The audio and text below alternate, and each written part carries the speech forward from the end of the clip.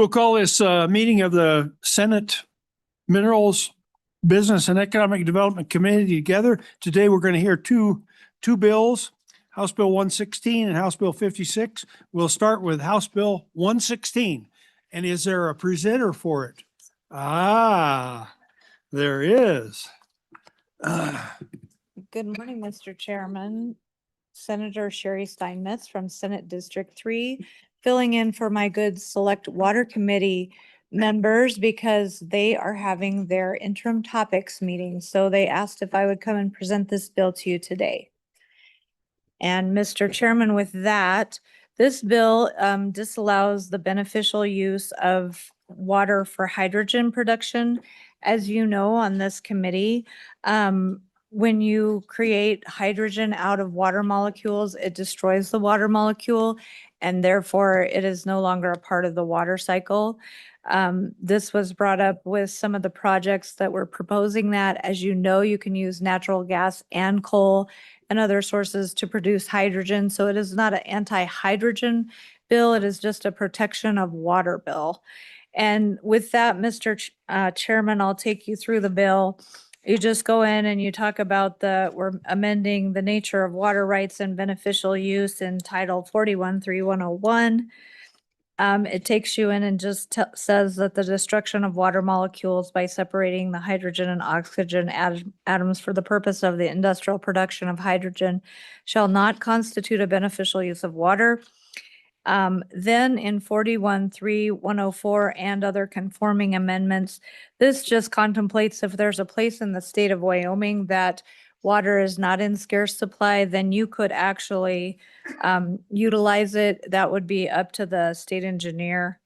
And then on page 5, no petition or application under this section shall be granted if it would result in the destruction of water molecules for industrial. This section, it just doesn't apply to byproduct water. So if you've got wastewater, that type of thing, you could use it. This is mostly aimed at ag water, municipal water, potable water of some sort that is in scarce supply. Many of our basins, as you know, are over appropriated in the state of Wyoming. And so we're just trying to protect our water.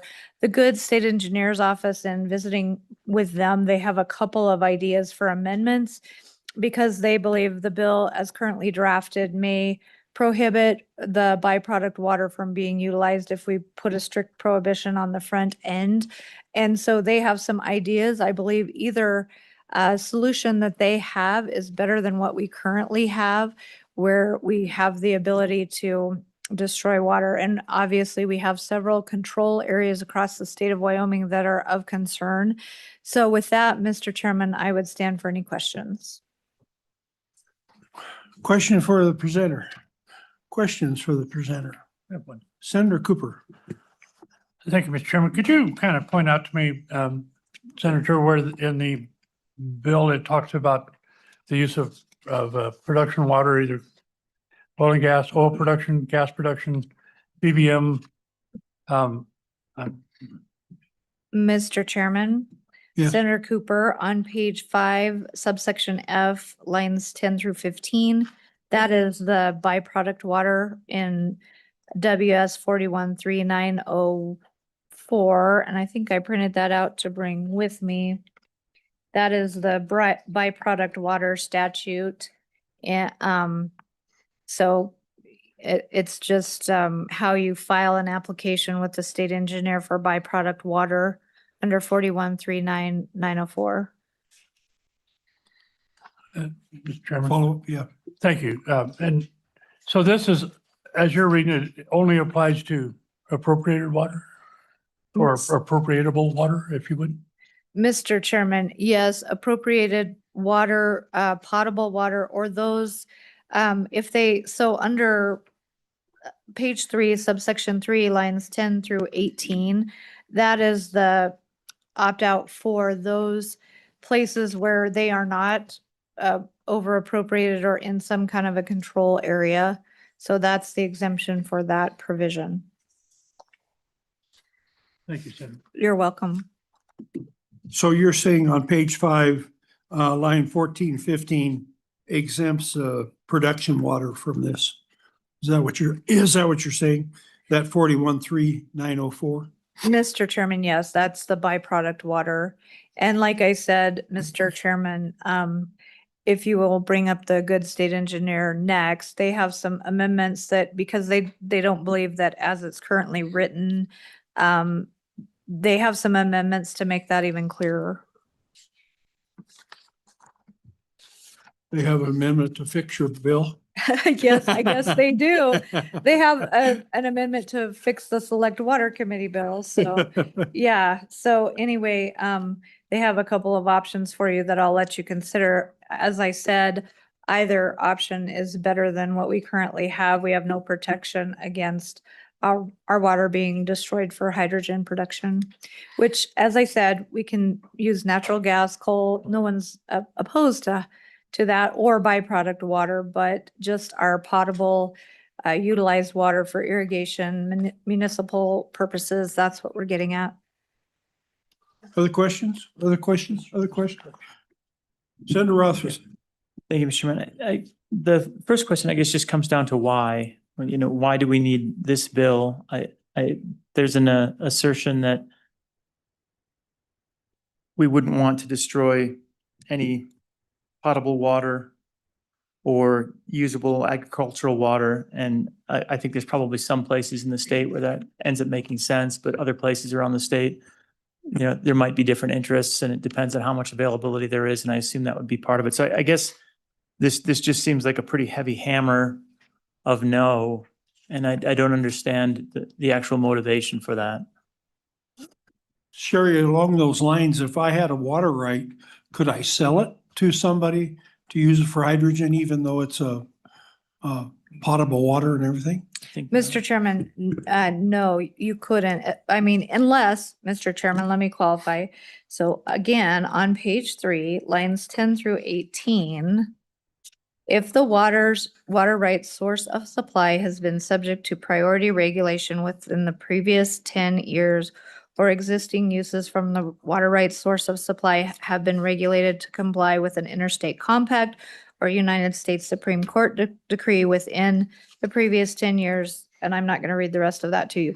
That is the exemption for water that is not currently in a control area or under a decree like the Colorado River Basin, those types. So if you're outside of that and you have water that is outside of that and is not being regulated in that way for drought conditions or compact compliance or whatsoever you may have, or a control area where they're under regulation, that's your exemption. If you have a surplus of water, that's what's there to allow you to utilize it for that. Does that make sense?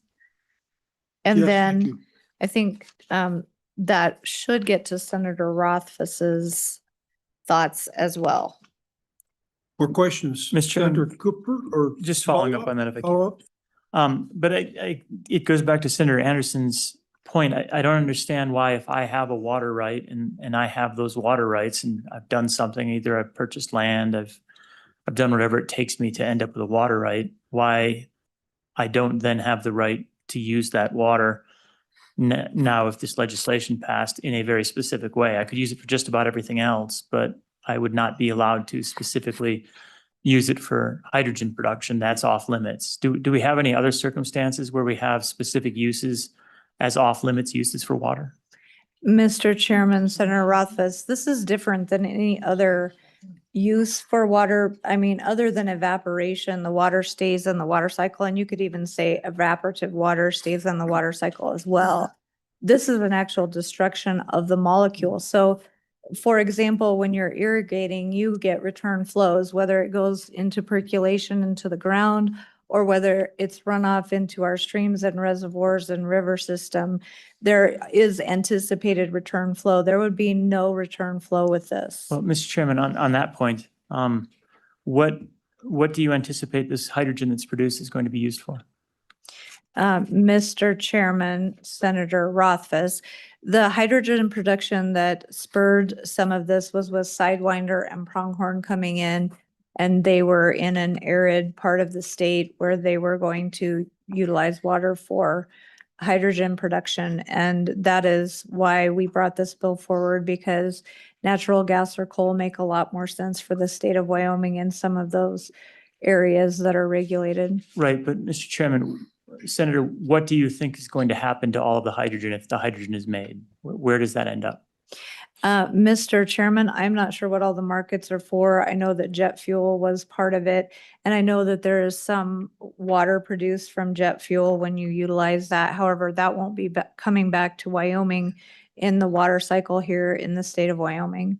Well, okay, so that, and that was my question. So I mean, 100% of these hydrogen molecules would end up being water at the end of their life. That's like the only marketable approach. So you mentioned a minute ago that they wouldn't end up back in the water cycle, and that's exactly where they end up. Typically it's combustion of one sort or another, and the final product of that combustion is going to be water, and that's back in the water cycle. But you're specifically thinking about it from the standpoint of water in Wyoming. So it needs to come back to Wyoming. That's the concern. Mr. Chairman, yes, that is the concern, because our basins, like I said, a lot of them are over appropriated and we're facing drought conditions here. We used to spend money on cloud seeding. We don't anymore. It's donated, and other basin states within the downstream basins of Wyoming are spending money cloud seeding so that they have adequate water supply. So that is the impetus of the bill. Okay, thank you. Other questions for the presenter? Other questions for the presenter? Hearing none, thank you. Thank you, Mr. Senator Steinmetz. Before we go on, would you do a roll call, please, Sue? No, we need to. Senator Cooper. Senator Senator Cooper. Okay. Senator Jones. Here. Senator Nethercott. Here. Senator Rothfuss. Here. Chairman Anderson. Here. Mr. Chairman, you have a quorum. All right, a quorum. Thank you, sir. All right, thanks, Sue. All right, anybody else want to speak to House Bill 116? I've heard the engineers would like to speak to it.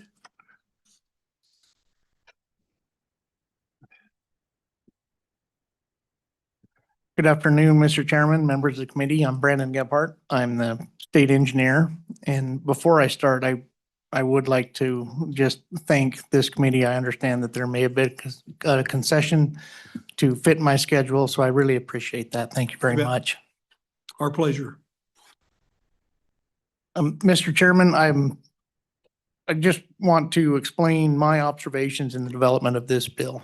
We weren't involved in the original development of it, but the original bill that was presented to Select Water Committee simply just declared that water for this purpose is not a beneficial use. One of the cardinal principles in Wyoming water law is that beneficial use is the basis, the measure, and the limit of a water right. So making the declaration that it is not a beneficial use means that we would not be able to permit it under any circumstance. So that language is in the bill. Some of the discussion we heard in both Select Water in the House Ag Committee is maybe the potential to allow water to be used for hydrogen production, either in certain areas of the state or potentially used in byproduct water. The idea of wastewater came up as well. And so in hearing those, we were asked at multiple times to participate in making the bill workable. And so the original bill was very simple. And then we proposed an amendment to that bill. And that is essentially everything after the amendment to 101 or maybe 104, 101. So we proposed a lot of the rest of the bill.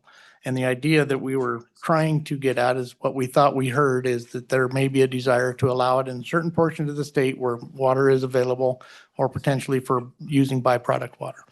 So that's how that's the approach we took to make that allowable based on that conversation. But the way the bill is now on page 2, where it is declaring that it is not a beneficial use, it would not allow the permitting at all. And so more recently in the House Ag Committee, we were asked to maybe consider an amendment that would allow either byproduct water to be used or potentially byproduct water and maybe the regionalization of that. And so with that, we proposed that the House Committee at that time, we did not have an amendment prepared at that time. The House Committee passed the bill as it was and asked us to work with members of the committee to develop potential amendments that they could bring on the floor. To my knowledge, those amendments were not brought forward, but we do have those. I have them here today. There's essentially two options that we proposed that they could consider. One would allow only byproduct water to be used in the hydrogen production. I do want to note that that is different than wastewater because we did hear some testimony that maybe using the wastewater from a municipality, there was at one time an opportunity for a municipality who testified for that to be purpose, could be a potential. But this option that we presented, because we didn't know how to break out wastewater and define it, is a little bit different. So it would only allow the use of byproduct water from oil and gas. And so oil and gas that is incidental to the development of that product does not require a permit from the state engineer. It is only when that byproduct water is put to another beneficial use that we would permit it. And so that's kind of the concept behind that, that if somebody chose to use a byproduct water for this purpose, then we would permit it. But that would require that the declaration be eliminated from the bill. The other option that we proposed was the regionalization and. One question. Sure. Thank you, Mr. Chairman. That was a little unclear to me, so I just wanted to go back and see if I understand. So specifically to produce water, the suggestion is that there's no need for a permit if they're not using the produced water for any other purpose than probably reinjection or something along those lines. Mr. Chairman, Senator Rothfuss, that's correct. But if they were to use it for something else, then they would need a license from you. Mr. Chairman, yes. And at that point, you're saying nothing in this bill as drafted would allow that. They would have a prohibition from that use case. Mr. Chairman, yes. The declaration that it's not a beneficial use would prohibit us from permitting it for that purpose. Okay. The question I have is this byproduct water and this kind of descriptions. Where's production water? Is it part of that? Production water off a well? Mr. Chairman, if it fits within 41-3-903 or 904, if it fits within that statute, then yes, it is incidental to the production. Sometimes that could be evaporated off, sometimes it's reinjected. But as long as it does not lose control of that facility, that the water is incidental to that product, we don't permit it. It's only when it becomes a different use for another beneficial use that would require a permit from my office. And making hydrogen would be considered a beneficial use? Well, Mr. Chairman, normally, yes, it would. Anything other than the purpose of oil and gas, if you were to use that for anything else, without that declaration, yes, hydrogen would be another beneficial use that would require a permit from our office. And Mr. Chairman, quick. Yes. And just to ask a similar question to what I asked a minute ago, there are no other restrictions on disallowances of a beneficial use in statute. Is that accurate? So we don't have anything currently banned as an allowable use of water. It would just have to go through you for permitting. Is that accurate? Mr. Chairman, I'm aware of no other declaration that would exclude a specific purpose as not being beneficial. Okay, thank you. So, Mr. Chairman, the second option that we presented would allow the regionalization and the byproduct water. And we, the regionalization and the determination that water is available, we defined it as the source has not seen regulation in the last 10 years in our amendment. But I do want to point out that there is a nuance to that. Even though a source hasn't seen regulation in the last 10 years, that probably doesn't cover the potential that there is water scarcity in some areas. Sometimes people choose to work together and not call in our office to regulate the water. And so that is still a little bit of an unknown on how really to define water scarcity. So what we proposed is just saying that if it's been if it's been in regulation within the last 10 years, then that would be the litmus test to not allow that permit. And that was an amendment of yours that didn't get in, you say? Because this paragraph C, 41.3.104 has 10 years in there. Mr. Chairman, maybe that portion did. All of these discussions and amendments run together, but yes, that is what we intended to do with the 10-year, and it is in here, so I apologize for that. And do you have a copy of your other amendment that we don't Mr. have Chairman, one? I do. I have two separate options for you, and each option, the byproduct water only, I have prepared a actual amendment, and I also have a strike through underline of the changes that it would make to the bill that I can certainly pass out to you right Okay. now. And then I have the exact same thing if the desire was to use regionalization and byproduct water.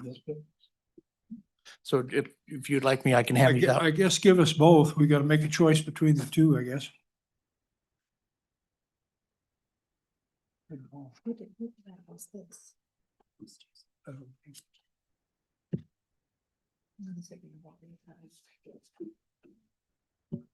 don't think it's engineers.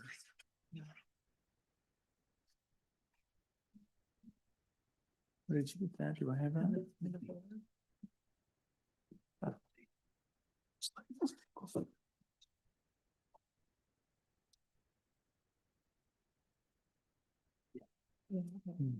And Mr. Chairman, as Thank those are being passed out, the 10 years question that is in the bill, I just wanted to clarify that was an amendment we took to one of the committees.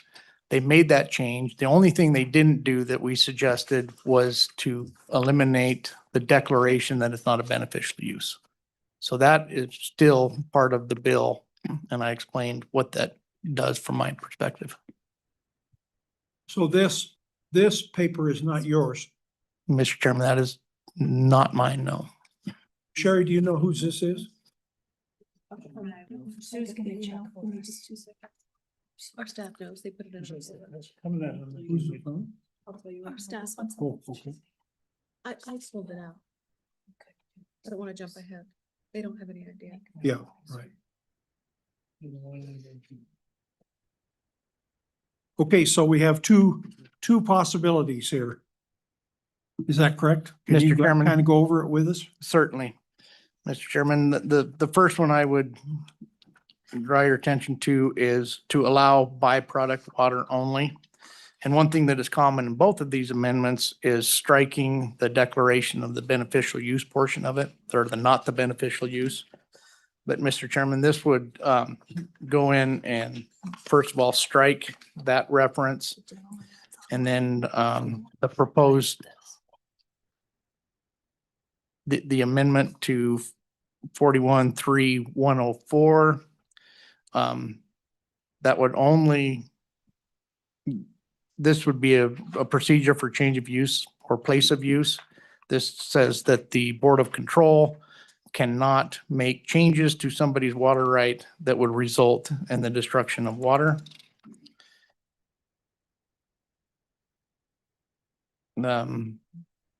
It would also require the state engineer deny application or petition to amend or permit an application for temporary transfer. that would result in the destruction of water. It did exclude the reference to 41.3904. So by doing this, we would not permit the use of water for hydrogen production except for using byproduct water from oil and gas in 903 and 904. That would be the only ability for us to permit water used for the destruction of hydrogen or destruction of water for hydrogen. That's what this amendment does throughout this. Yes. Question, Senator Rothfuss. One other question along those lines, and there's nothing in here that even talks about it being potable water, right? And this is any water. Is that accurate? Mr. Chairman, Senator Rothfuss, that's correct. We're not separating out potable, irrigation, ag. We're talking about just the overall ability to permit. And in this amendment, only byproduct water could be used, could we permit for this purpose. So, Mr. Chairman, even if, for example, I created a facility in southwestern Wyoming down in the Rock Springs uplift and was producing the brine and was concentrating the brine, and I had water coming out of that process, I would not be allowed to use the water and generate hydrogen. That would be an excluded process from that. And so I'm producing it from, 11,000 feet in a zone that is entirely untouched and not potable. This would preclude that. Is that accurate? Mr. Chairman, Senator Rothfuss, if the purpose of that does not fit the byproduct water definition, then yes, it would be excluded from being, or would not be allowed to be permitted. Okay, thank you. Which amendment did you describe first? The short one or the long one? Mr. So I don't see 904 on either one of them. Okay, so the short one Oh, okay. is byproduct water only. Okay, So all right. that's what I was just talking about. The longer one, that would allow the potential regionalization to allow the use of water for hydrogen production. And so the concern was that areas in the state with water scarcity should not be used. The discussion I heard was shouldn't be used for the creation of hydrogen. And so defining water scarcity is a little bit difficult. So the approach we took was that 10-year litmus test that it hadn't seen regulation in 10 years. And so largely what that amendment does is it keeps everything in the original bill except the declaration that it's not a beneficial use. The second one takes out the 10 years. Delete previous 10 years. Mr. Chairman, the short version, we don't consider any other type of water other than byproduct. Right, So the 10 years doesn't really matter. right. Only byproduct water can be used. The second amendment keeps that 10 years. That's kind of how we're defining what water scarcity means, is that if it had seen regulation in the last 10 years, then it's too scarce to permit hydrogen, is a simple way to think about it. Chairman, Senator Rothfuss first, then Senator Goodman. Thank you, Mr. Chairman. How would this proceed at this point in time if you had in a scarcity region versus a non-scarcity region, perhaps? You had an applicant come along, they have a water right and a substantial amount of water available, and they say, hey, we want to get permitted to utilize this for a certain amount of this water going to hydrogen. Tell me how that would work and how it would work differently in a scarcity region now versus a non-scarcity region. Mr. Chairman, Senator Rothfuss, the odds of us permitting it are probably pretty likely that we would permit it. We would allow the priority regulation to take over at that point. And so if there are times when water is not available, their priority date would dictate that they could be shut off. And that's how we would just view the permit at that point. Does that answer your question? Yeah, Mr. Chairman, so they'd be treated like anybody else effectively, or would they be treated, or would there be any bias of any type against them? It sounds like they'd be treated like anybody else. If there was scarcity and they needed to be shut down, you'd be looking at the priority list and you know, where the water right is and make a decision just like you would with any other consumer. Is that accurate? Mr. Chairman, Senator Rothfuss, that's correct. They would Okay. be based on their priority and the calling date that would be under regulation. So yeah, they would be just like anybody else. Okay, thank you. Senator Cooper. I'm good. I'm looking at what I'm calling number 2. And I'm reading delete previous 10 years and then insert C and make T a capital. Is that not eliminating the previous 10-year statement? On page 3, line 15? Then it does it on page 4 also. Mr. Chairman, I'm making sure I have the right versions here in front of me. So I apologize. I may have confused you. The long version is only allowing byproduct water. I think I stated that correctly. The short version, and I apologize, the short version allows the regionalization and byproduct. Apologies for that, Mr. Chairman.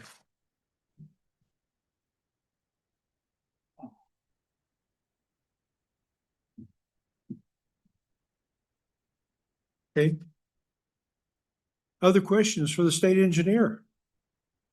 Made this perfectly clear for me. Sorry for the confusion, Mr. Chairman. No more questions? No more questions? Thank you. Thank you. I'm glad you made it back. Thank you very much. Sorry about your mother. Thank you very much. I appreciate that.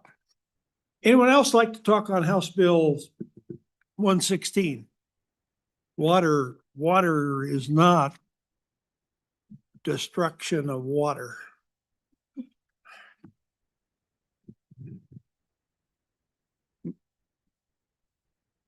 Mr. Chairman, Yes, Rennie, go ahead. Rennie McKay, President of the Wyoming Business Alliance. I think you all know we are a private nonprofit organization funded by our members, and our members represent every industry in Wyoming from every corner of the state. And our members are concerned about this bill. I think there's a few dynamics at play that cross industries, and I appreciate your work digging into those a little bit. So from the folks in ranching and ag, obviously there is a right associated with water rights that you have that would be eliminated with this current bill. And then you go into the oil and gas industry, concern related to how this impacts produced water, and let alone then the opportunities that hydrogen can create more broadly for our oil and gas industry. When you talk about blending gas and hydrogen, and you're going to hear from a few other folks, but there's a dynamic that occurs in Wyoming where there are industrial uses that do currently create hydrogen right now.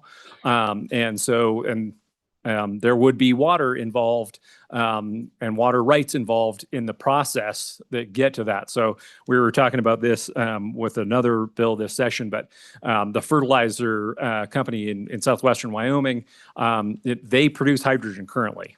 It's just a byproduct of the fertilizer that is created. And so I don't know that this bill addresses that either or. And the amendments from the state engineer's office, really appreciate that you're taking those up, but I don't think you get to that question either. And then that also occurs in the creation of coal-fired power in Wyoming too, that you sometimes get hydrogen created from that. So I just do really appreciate that you're digging into this. The Business Alliance certainly understands how important water is in this state. But I think that you do have a lot of safeguards in place already to make sure that our water is taken care of for any use.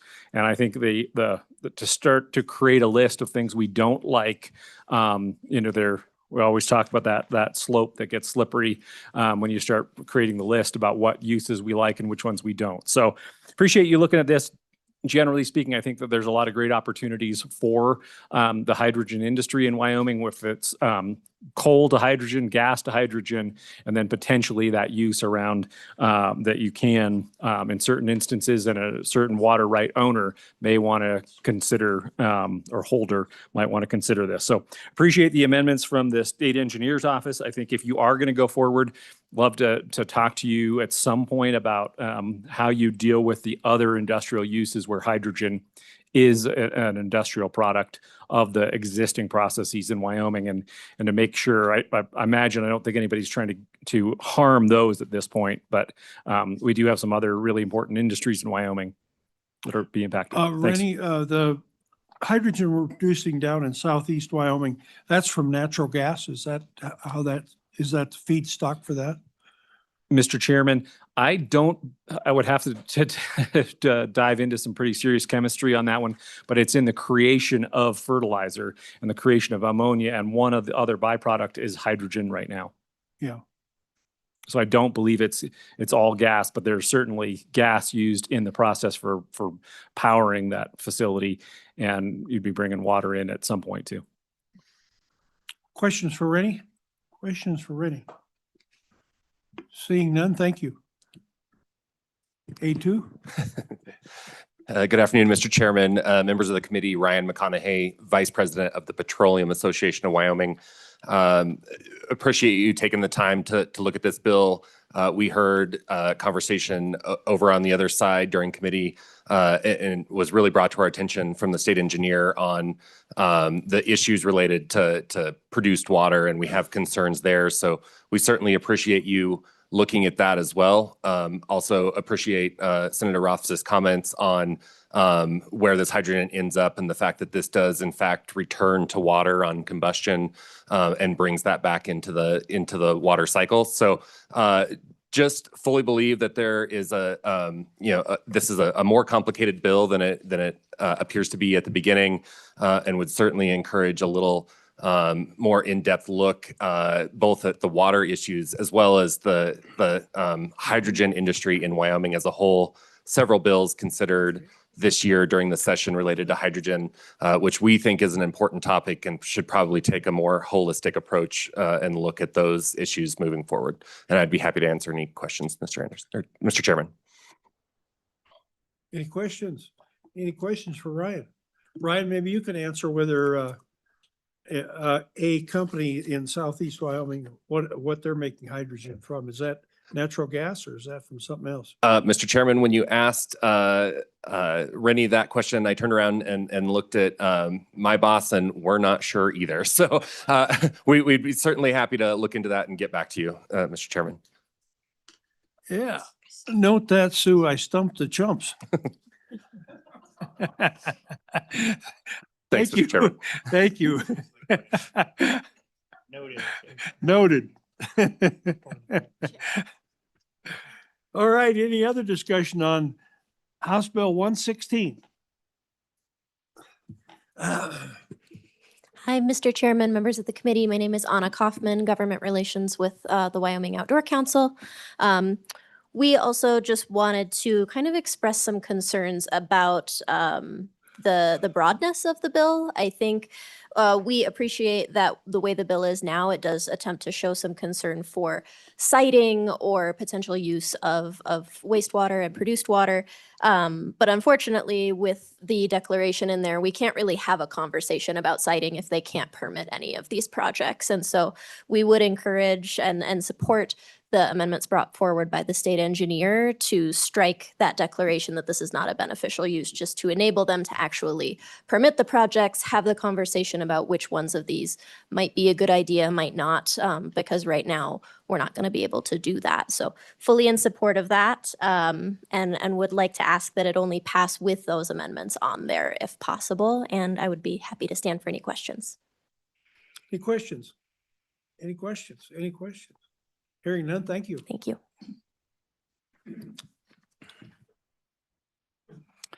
Mr. Chairman, thank you very much. My name is Travis McNevin here, testifying on behalf of Dry Fork Station Basin Electric that owns the Dry Fork Station. As written, The bill prohibits the destruction of water molecules for industrial production of hydrogen has been obviously referenced here today. This phrase is broad, undefined, and may have unintended consequences. The Dry Fork coal plant there outside of Gillette generates small amounts of hydrogen on site by separating the oxygen and hydrogen from water. Now, one question I was trying to text in the back while the amendments were being brought forward was the source of that water. I'm relatively certain that it's well, and wouldn't have a produced nature, and so I think it was the the long amendment. I'm not sure applies or would help in that instance, but I did seek clarification on that, but we believe it is as well. But if that's different, I will certainly let the committee know. The purpose for this hydrogen production on site is used solely as a cooling medium inside the main generator to ensure the safe and reliable production of electricity. The water volumes are minimal. It is a cooled system, but there is hydrogen produced from water and would fall under the definition and the way this bill is written. There is amendments that may address this that we brought forward if the committee would move forward or decides to move forward with this bill. But I believe our first preference is to have this particular bill worked on a little bit more at this time. Happy to answer any questions, Mr. Chairman. Any questions? Travis, any questions? That Dry Fork, is that a closed circuit system like Wydek is? Or is it? Mr. Chairman, yes, the water system is closed loop. It's closed loop. The water comes in from a well. It's a fairly small amount of the feedstock water that I believe, again, comes from the well. But hydrogen is produced from that for use in the generator system there. And then the oxygen from that is simply released. Other questions? Other questions? Hearing none, thank you, Travis. Thank you, Mr. Chairman. Anyone else? Oh.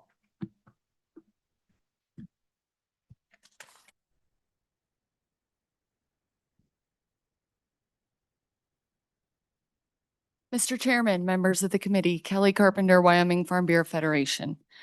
We support this bill. Wyoming water law establishes beneficial use, and our member-driven policy opposes having the destruction of water as a beneficial use in the state, excuse me. And this policy, the genesis of it is from members in and near control areas. So very grassroots policy coming to the state here. Maintaining agricultural use of water is a top priority for our members. Ensuring we prioritize water use for the already statutorily outlined beneficial uses, we believe is what this bill intends to do. We also appreciate the amendments because there's no question our members support industry, and we support this effort to protect ag water uses as well and strike that balance. So thank you, and I will take any questions. Questions for the Farm Bureau? Yes. Thank you. Senator Rothfuss. I'm just curious, what would your members think if this committee or another committee came along and picked one crop, for example, and just said you can't use it for that crop? It's against the law, and so any of you that grow that crop, you're going to have to stop. Grassroots. Yeah, grassroots again, because other folks in the community would prefer a different crop. It seems like that would be something that your members would start saying, hey, private property rights, we have water rights, we have water law backing us, we can use it how we want, we can grow what we want. Am I inaccurate in assuming that that's what they would say? Mr. Chairman, Senator Rothfuss, that's a good question, and I see what you're getting at with that question in terms of picking certain uses for water, absolutely. I think that's why it's important that to note that we're supporting the amendments and we only want to make this effort more balanced because we do recognize that industry is important, but also maintaining water for agriculture uses is important too. So absolutely understand that, Senator. I think that's the best I can do at this moment. Thank you. Thank you. Other questions? Other questions for the Farm Bureau? Hearing none, thank you. Anyone else in the room like to speak on House Bill 116? No one else in the room? We have one on Zoom. Mr. Chairman, I do. I'll bring Charles Thomas into the room.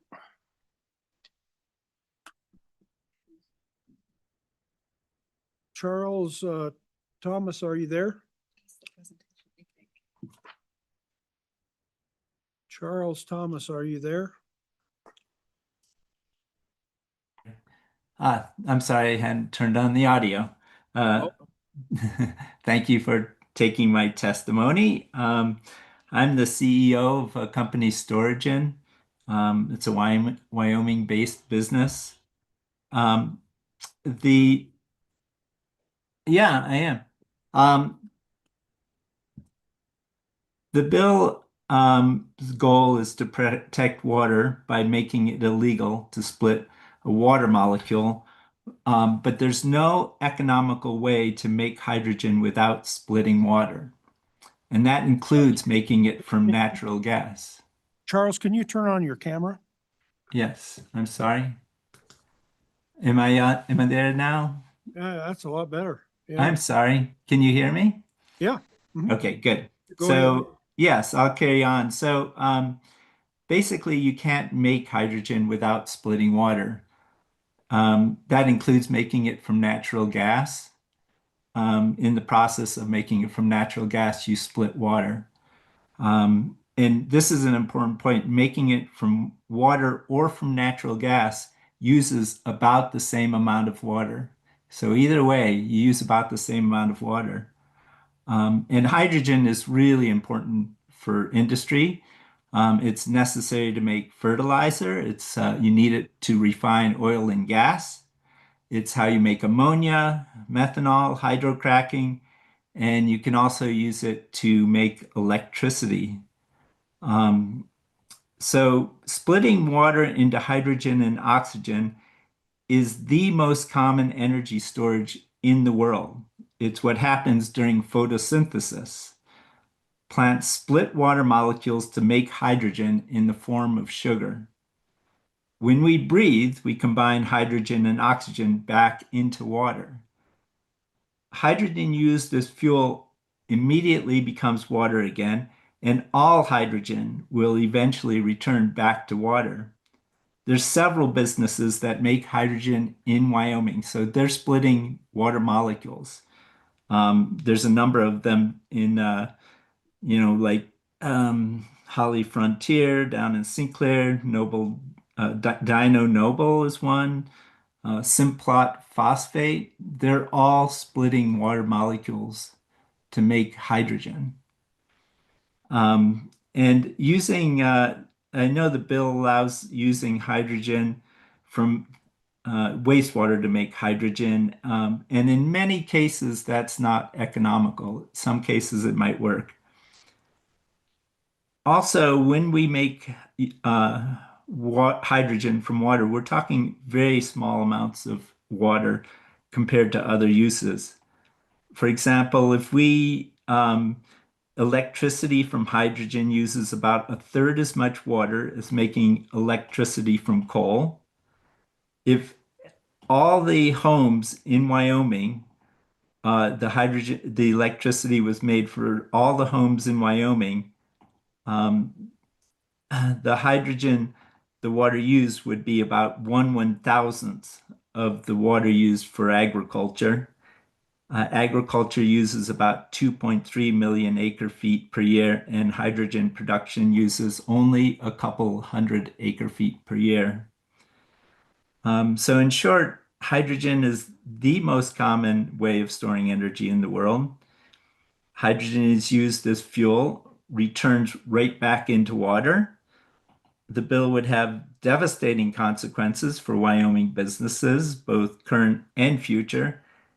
And in my opinion, if you want young people to have a future in Wyoming, you can't kill the businesses that would give them jobs. Thank you.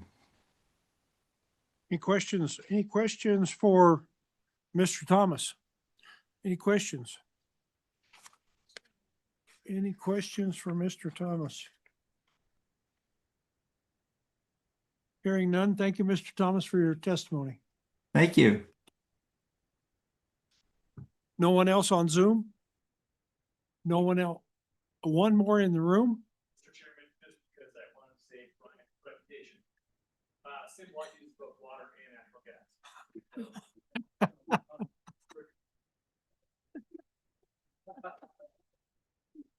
Too late. Too late. His is ruined already. All right, no more from the room, no more from Zoom. I'll close public comment. And committee, what's your pleasure? Committee, what's your pleasure? Committee, do you have pleasure? You do. You do. House Bill 116 dies for lack of a motion. So we'll table that. And it sounds like a great interim study subject that maybe the state engineer could help out with.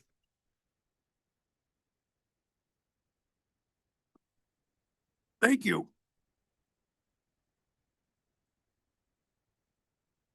Now we'll move right on to House Bill 56, which is carbon capture mandate repeal. And we have a presenter right here.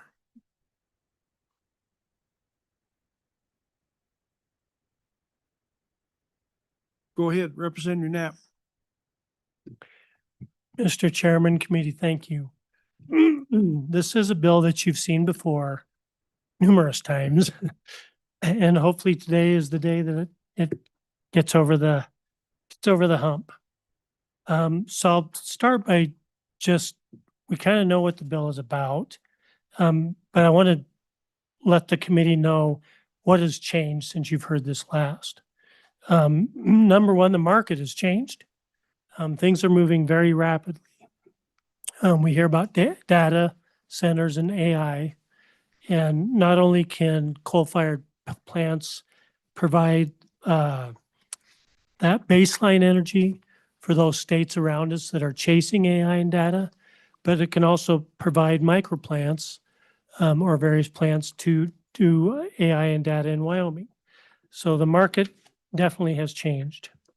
Number two, the concern I had before was Wyoming ratepayers and what HB 200 would bring to them. And in testimony in the House, we have found that $5 million roughly has been charged to Wyoming ratepayers for the plans and projects that have been implemented so far. And that is exclusively to Wyoming residents. So that's another big one. Another thing that's happened even since our hearings on this, the endangerment clause has been repealed. No longer is CO2 considered a pollutant by this administration. So the EPA reversed their own decision, allowing that hurdle to be cleared. One other thing that's happened is utility companies have started to realize it is better to peel off culturally different customers so that Washington State, Oregon, California can be one set of consumers.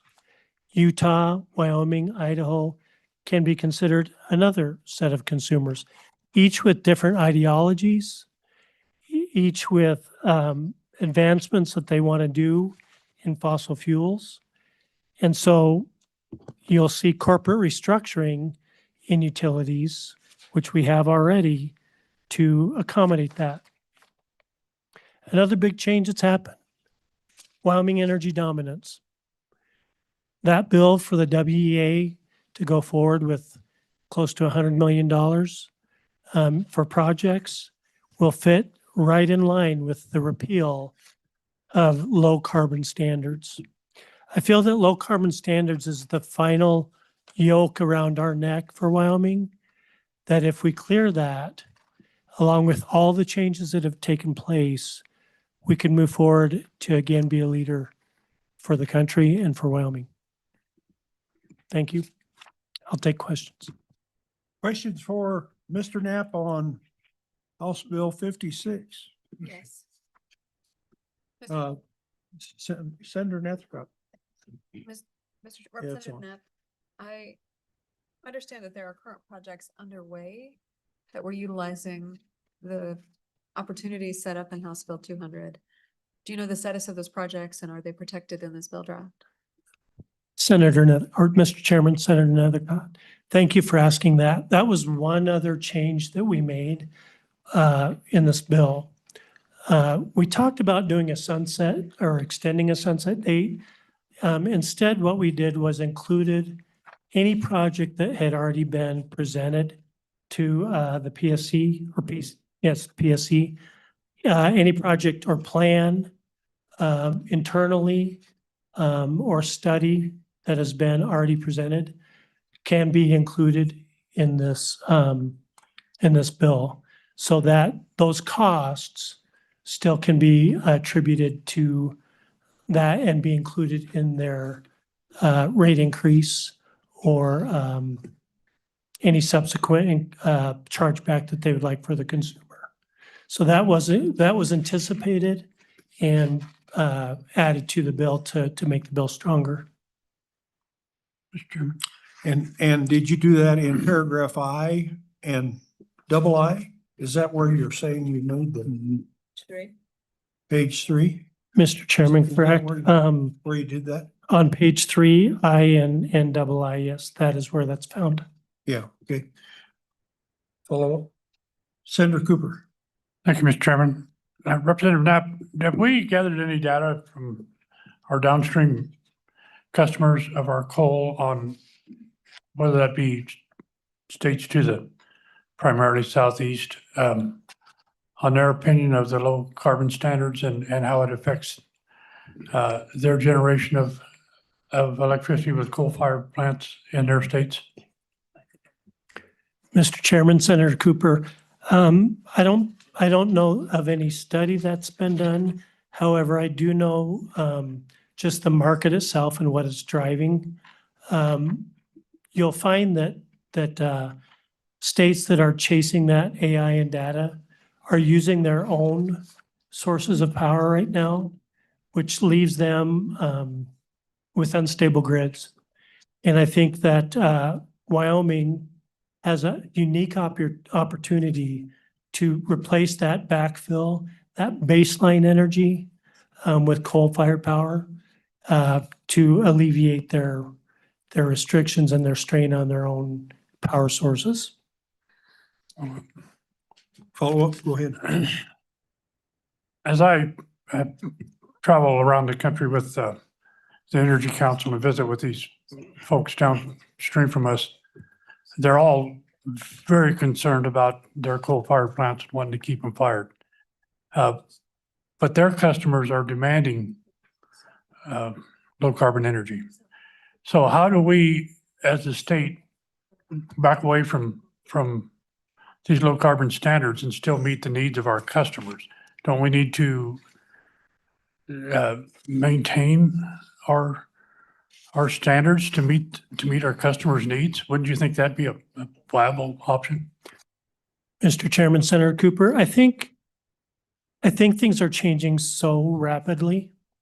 There are states that, you're right, still want a low carbon standard in place.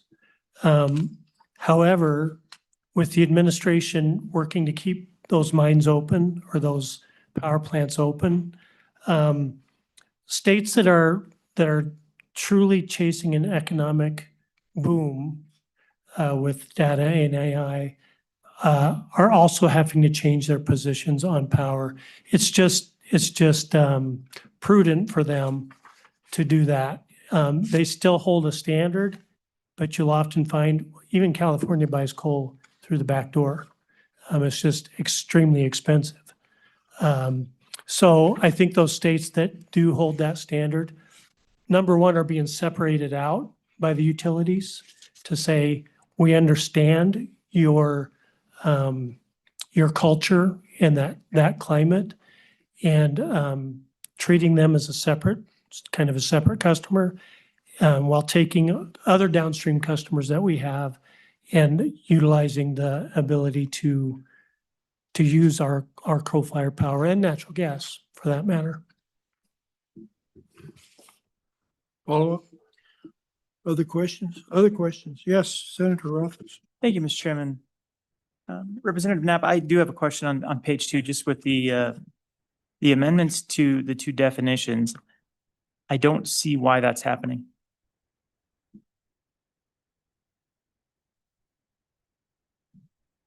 You don't see what? Why that's happening. I don't know why those are there. I mean, the original references, I believe, were back to our standard statutory definitions, 3718, 101A, Romanet 2, and Romanet 4. That seems like the clean way to do it is what's already in statute, and this amends those definitions in a way that honestly sounds quite similar, I think, to what was originally there. So I just don't understand the motivation for those 2 amendment changes. Mr. Chairman, Senator, I do believe that the logic was just to remove the low carbon standard, but leaving in place dispatchable energy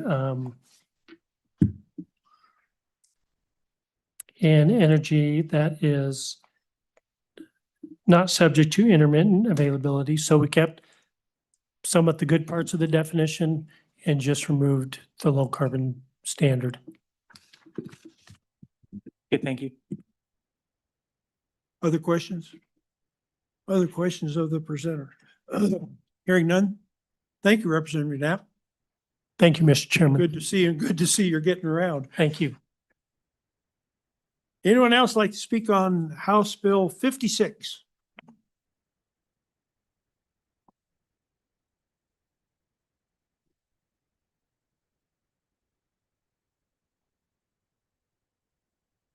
Good afternoon, good afternoon, Mr. Chairman. Good afternoon. Members of the committee. My name is Randall Luthi. I'm the Governor Gordon's policy director. And in many ways, I couldn't agree more with Representative Knapp. You have seen this bill a couple of times. In fact, this would be the 3rd time within a year. But I just want to take a few moments to just point out what the bill is not. And I'd also point out I have once again provided you this great primer on coal and CO2 and HB 200 and SF 179. And I'm just going to reference it rather than read each and every word. Thank you. I thought you would appreciate that. All right, what HB 200 was not, let's start right off that it was not a mandate for low CO2. It was a requirement that utilities would look at carbon capture on coal-fired utilities. And I'll take you back to 18 and 19. About that time, the regulated utilities announced they were closing coal-fired power plants. In response, the legislature passed SF 179, which was you had to at least look at the option of selling a coal-fired power plant before you could sell it. This was in that same vein. You at least had to look at the option of looking at carbon capture.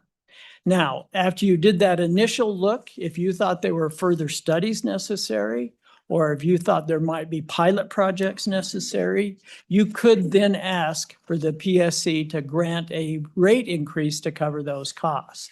But the legislature also provided that there was a 2% cap on how much that could go up. To date, 2 of the large regulated companies have taken advantage of that, but none of them have come close to that 2% cap. So with that, I just give you on the first page what coal production is today. It's certainly not where we were, 15 or so years ago. But frankly, it looks better today than it did a year and a half ago. Looks better than it did 2 years ago. It's still a very important part of our economy. The next page is a chart which just gives you an update of all the coal-fired power plants. Changes since you saw it last time would be Naughton, because Naughton is now converting to natural gas. So the good news overall is that some of these coal-fired power plants are extending their deadline for closure. So that's fantastic news. The next page is entitled the Clean Power Plan. All this really stems from two things: the Clean Air Act, which regulates pollution, air pollutants. And then in 2009, have to go back that far, EPA made what they called the endangerment finding, which was referenced earlier, but it basically is that the Clean Air Act provided the authority for EPA to regulate greenhouse gases. The Supreme Court has ruled on that endangerment finding back in 2019, and they did uphold EPA's power or authority to do that. From that came, of course, the Biden administration, the Obama administration, all ratcheting down on coal-fired power plants. I mentioned those in there, but the important thing is, I think, is to look at the Trump administration, which is on the next page, which is a 180-degree turn. One of the first things they did is that they were not satisfied with that endangerment finding. And the first action was to actually look at the endangerment finding when it related to tailpipe emissions. So that would be vehicles. Then just last month, on February 12th, they announced that they would also look at the rescission of this policy for all air sources, which would include coal-fired power plants and gas-fired power plants. Frankly, I would love to tell you we no longer have to worry about that, but the reality is we do.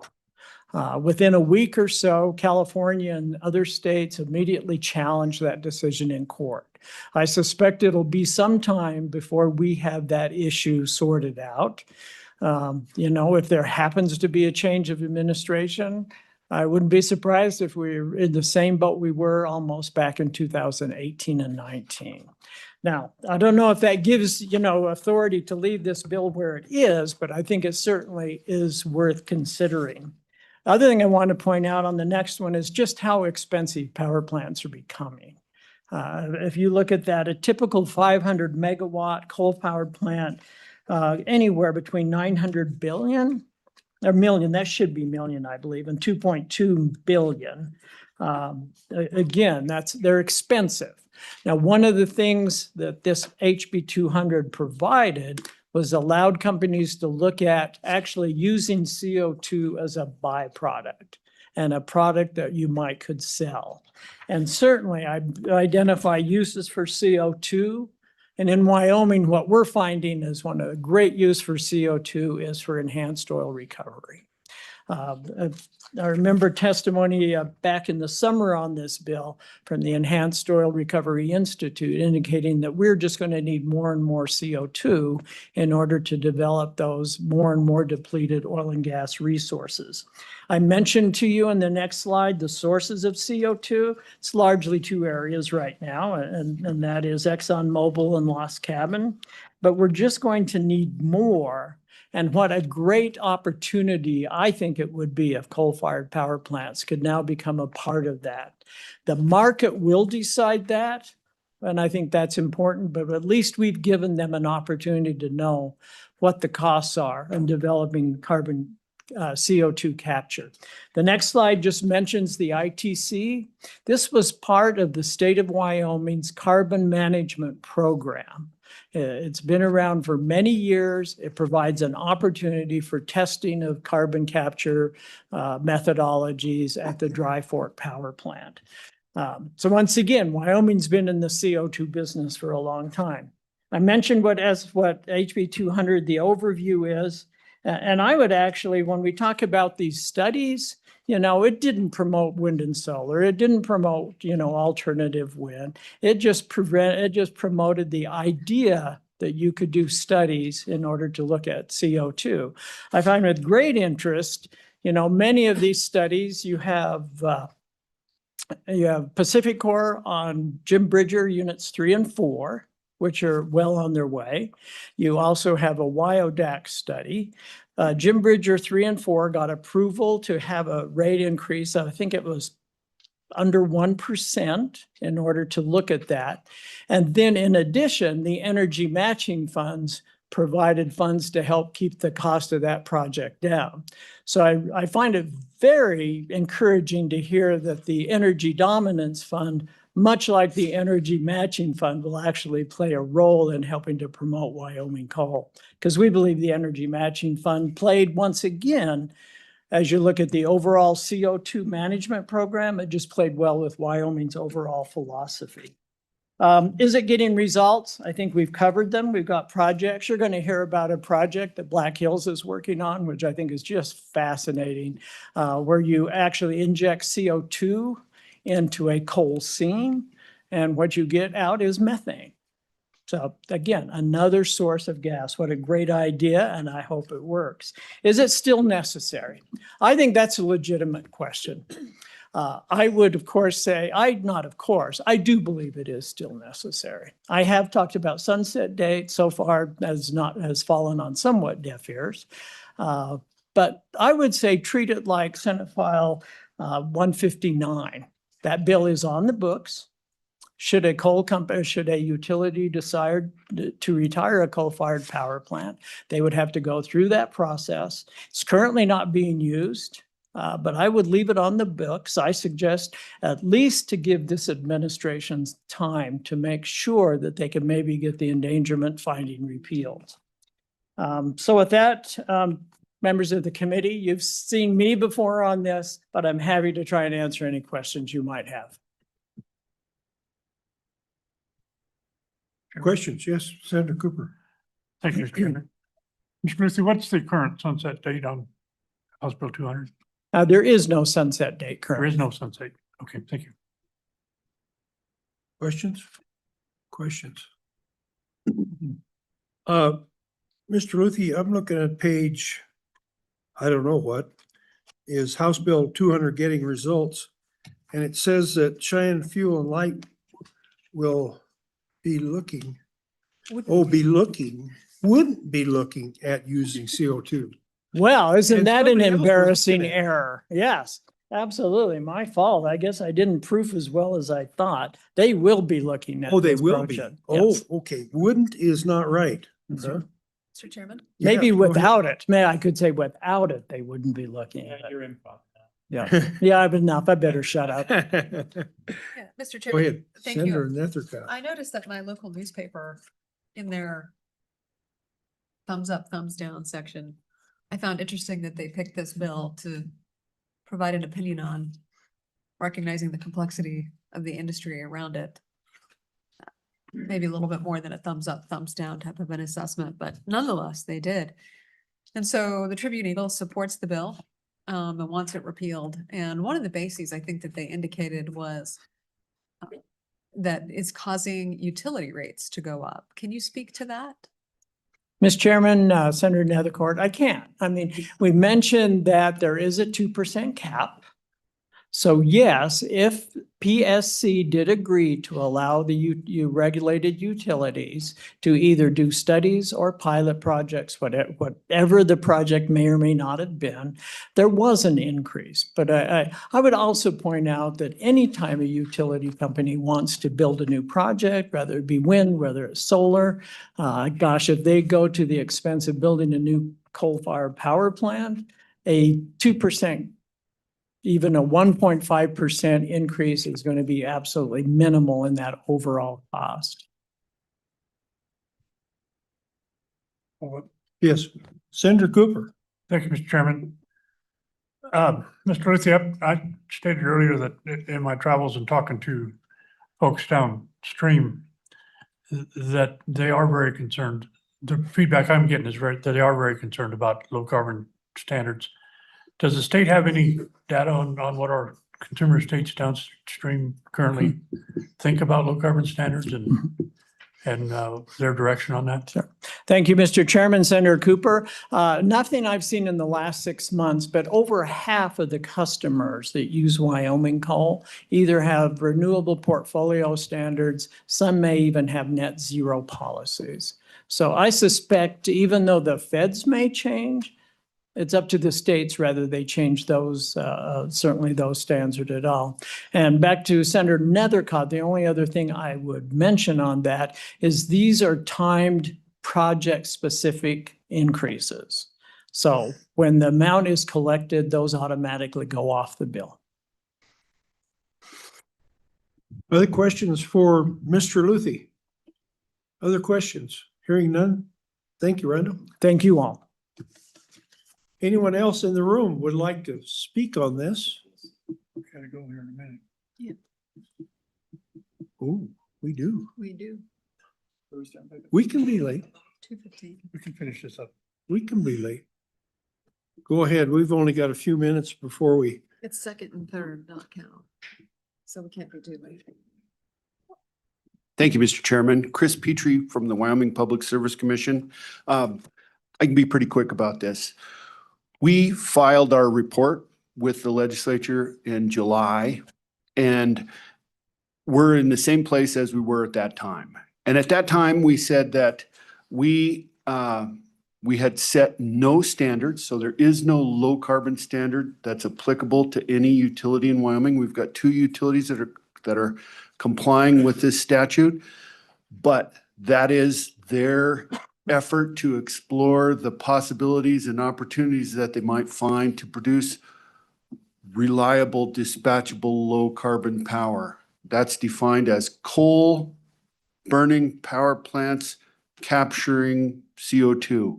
So we don't really have a low carbon standard. We kind of got off on a bad track calling this a low carbon standard. It's a reliable, dispatchable, low carbon energy standard.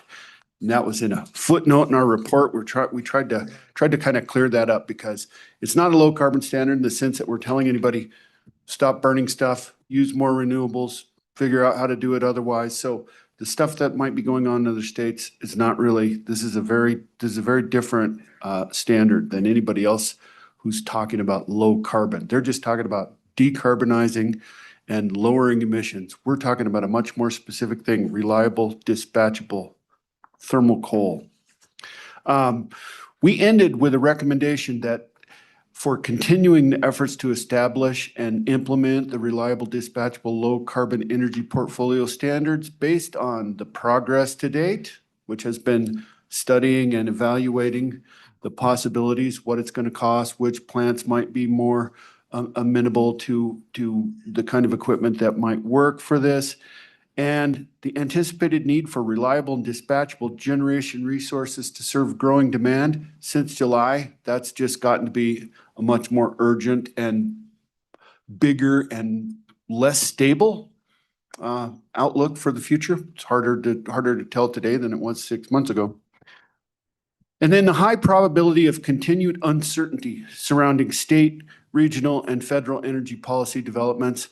Again, that point is, I think, as strong as ever, even though it is a relief to have a much more friendly to thermal generation administration in Washington. The EPA actions that have been noted, that's interesting, and again, something of a relief. But those movements and people and organizations, and including states, that would like to see us not burn anything in order to generate electricity. That brings us right back to what the real problem was here, I think. There's a reliability and dispatchability issue with electric generation that is not what we're kind of used to, the thermal generation. So that was a big part of it. That was what it was called. I'll just touch on some of the figures that have been mentioned. There is a surcharge. There has been a surcharge on Rocky Mountain Power and Cheyenne Light Fuel and Power customer bills. It's just them. It doesn't apply to other customers of other utilities in the state. And those charges have ranged from about 1.5% down to 0. So it's been adjusted going along the way. At the time of the report, we thought that Rocky Mountain Power had collected about $4 million and maybe spent $500,000, but they've got more feed study expenses and projects in the works. And so that's been adjusted going along. The utilities have come in and told us how they thought we should adjust the surcharge. There've been contested case interventions and proceedings there. And they've been adjusted on that basis as well. So there is some cost, but the total of 4 million, I don't think has actually been spent. And it's also, you got to remember this in the context. These two companies during the period that this law's been in effect have probably had a combined Wyoming revenue of somewhere around 3.5 billion. So we're talking about 4 million, and you know, that's in the context of their revenue in the state. And Mr. Chairman, I'd be happy to answer any questions. Question for Mr. Petrie. We have about 1 minute left. All right. before we have to be at our next meeting. Mr. Chairman, just briefly, two questions. One is, what is 1.5% for the average ratepayer for your average household? And then two, the 4 million not spent, what would happen if this bill were to pass concerning that 4 million not spent? Mr. Chairman, Senator Nethercott, 1.5% is, it's not too far off these days to imagine a normal 750 kilowatt hour a month electricity bill to be somewhere in the neighborhood of $100. And so that's 1.5%, penny and a half on 100.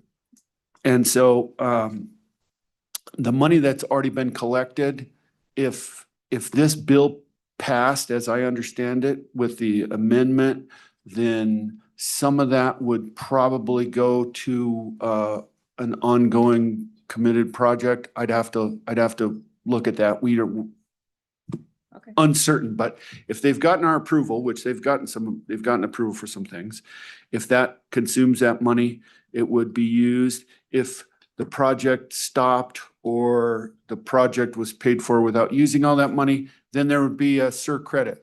So it's like any other balancing account arrangement that the commission uses. If we end up with an over collection on anything, then it gets credited back through the same mechanism in reverse. Any other questions for Mr. Petrie? Yes, Senator Jones. Mr. Chairman, do you know if Rocky Mountain Power is collecting that extra money right now? I've noticed in Southwest Wyoming, a lot of the constituents are really complaining about their rates have gone sky high as of lately.